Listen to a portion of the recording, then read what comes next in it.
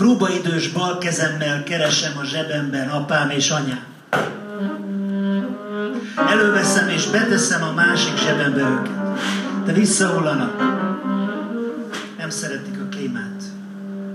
With my left hand on probation, I'm looking for my father and my mother in my pocket. I drag them out and put them into my other pocket. But they fall back. They don't like the climate.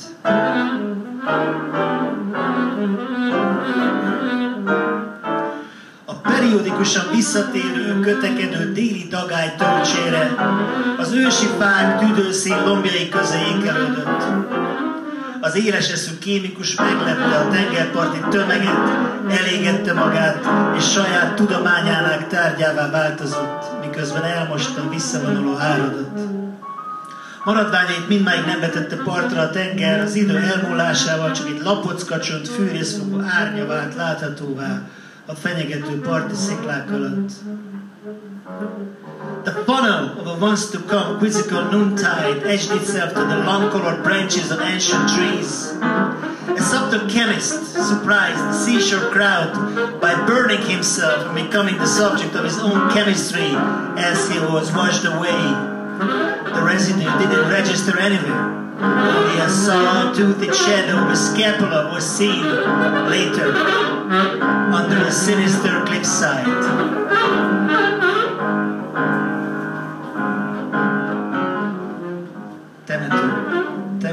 Temető. Hullákról fogunk most beszélni.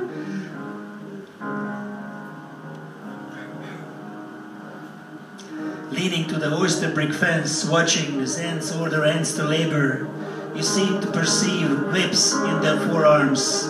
You won't talk about the place you visited in your dream to anyone. With pre-written answers, you ignore the questioners. You smooth your forehead. The peeling of your skin is wind-blown dust. Under the moonless sky, your shadow walks the sun to the other side. Ez magyarul.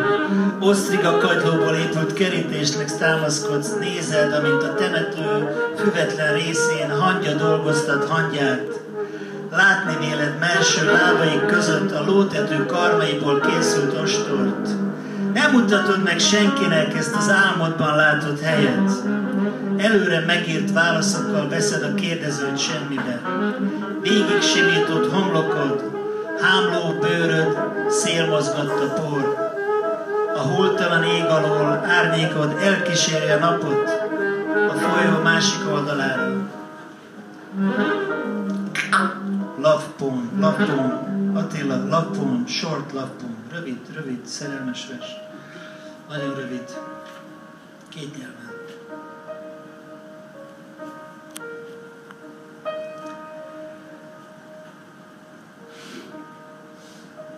Át kellene rendezni a székeket, szólt a lány.